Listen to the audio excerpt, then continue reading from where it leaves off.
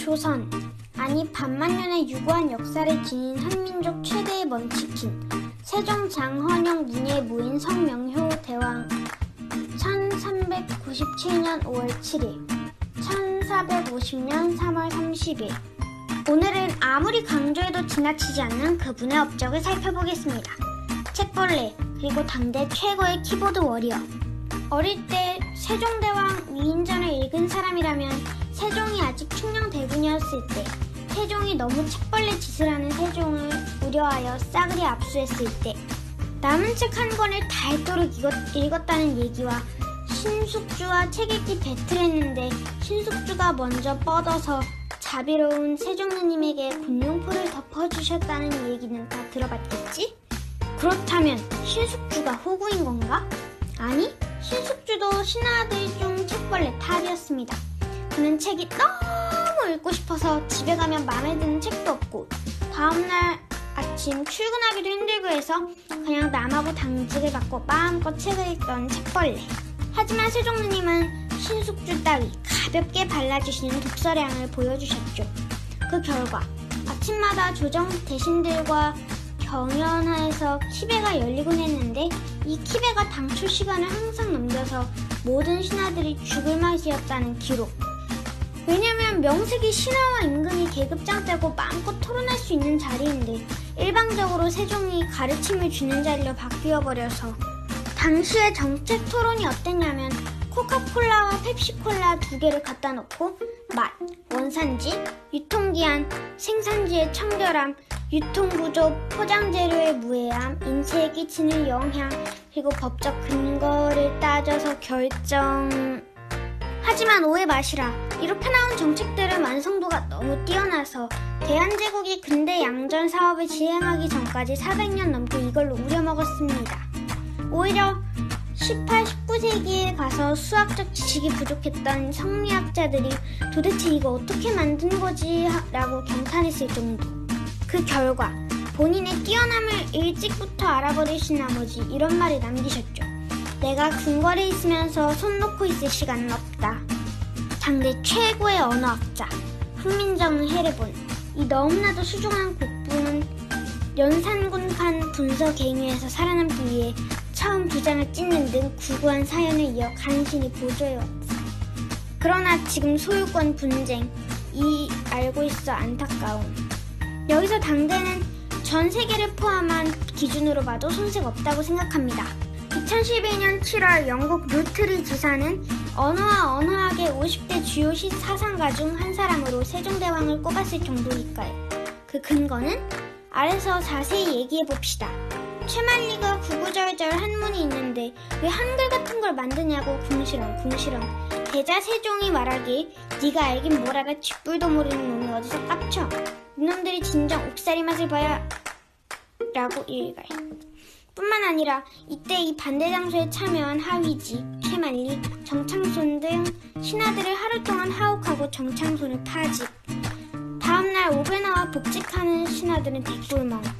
세종이 이 정도로 자신감이 넘친 건 이미 오래전부터 은서와 언어학에 관련된 책을 섭렵하였고 전국의 이두관련 금성문과 문헌을 수집했을 뿐만 아니라 팁에서 여진어, 중국어, 일본어 등 관련 자료를 모두 모았을 정도로 치밀하고 그 깊이가 매우 깊었기 때문입니다. 그럼 집현전은 대체 뭐 했냐고요? 세종께서 이르시길 내가 이번에 글자 28개를 만들었는데 너희들이 한번 검토하고 그 해설을 달아보렴. 그 결과물이 바로 훈민정음 해례본. 세종께서 이르시길 이번에 훈민정음을 반포하였으나 수정사항이 필요할 듯하여 더 연구해야 하니 중국에 있는 황찬에게 가서 자료 좀 얻어오렴. 요렇게 세종 반포 후에 도왔죠. 물론 해례본을 만든 것 자체가 그들 역시 먼치킨이라는 증거죠. 현대인이 본받아야 할 역사학자. 어느 날 어떤 몰지각한 상소가 올라옵니다. 우리의 문물이 신라를 계승했으니 신라 시조에게만 제사 지내요. 이어 이어지는 세종왈. 삼국이 나란히 정립해서 막상막하였는데 어떤 건 버리고 어떤 것만 신경 쓸 수는 없지. 고구려 백제의 신라를 모두 조선의 조상으로 인식했던 세종의 균형 잡힌 역사 감각을 보여주는 대목. 또한 재위기간 내내 고려사 편찬에 직접 개입하여 퇴짜와 수정을 계속 반복하다 보니 결국 죽을 때까지 고려사의 완성을 보지 못하죠.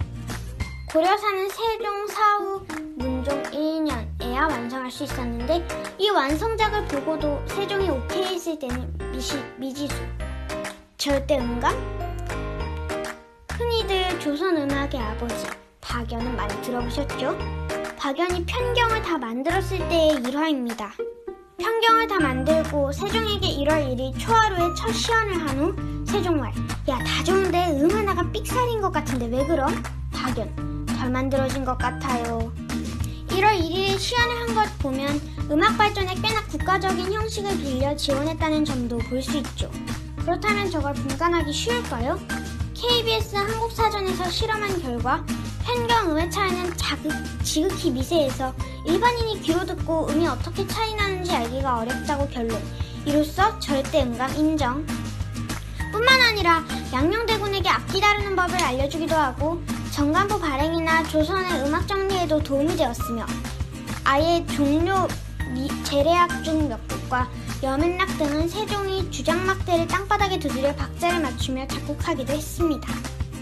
이공제 도정기 세종 26년 편찬된 주석 달력 7정산 4편 시리즈 오차는 1년에 -1초 거의 140년 뒤에 나와 현재까지 쓰이는 그레고리력의 오차가 1년에 플러스 26초라는 걸 감안하면 이건 뭐 한마디로 말하면 고등학교는 문과를 나왔는데 공대를 가셨음. 정리해볼까요? 이순지, 이천, 장영실에게 명예대간이 소환하니 혼천이를 만들게 하고 이를 직접 검증. 이순지에게 명나라와는 다른 조선의 역법을 만들려고 지시하여 그 결과 한국식 달력인 7정산 4편, 외편 시리즈 편찬, 그리고 직접 검증. 장영실 등에게 명예 자경루와 옥루를 만들고 직접 검증. 그 외 앙부일구, 추구기, 수표교 등을 만들어 설치를 담당하고 제대로 설치되어 작동하는가 틈틈이 확인.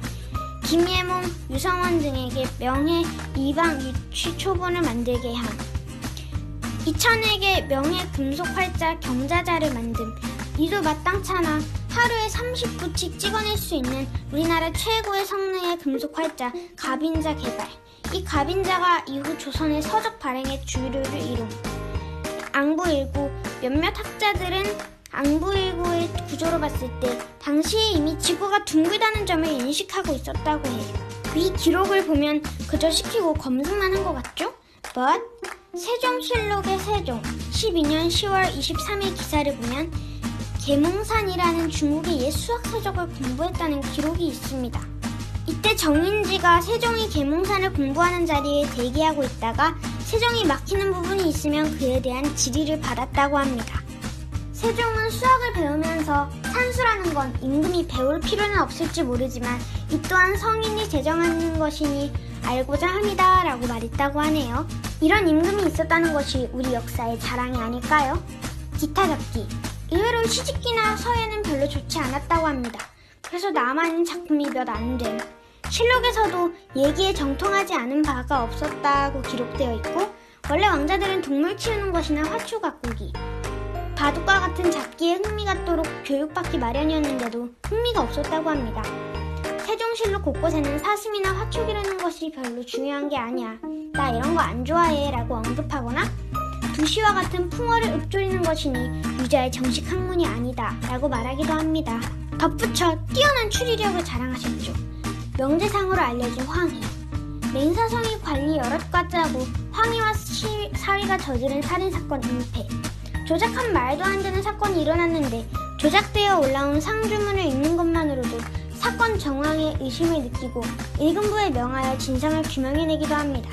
다음 시간에도 더욱 재미있는 이야기로 들어가겠습니다.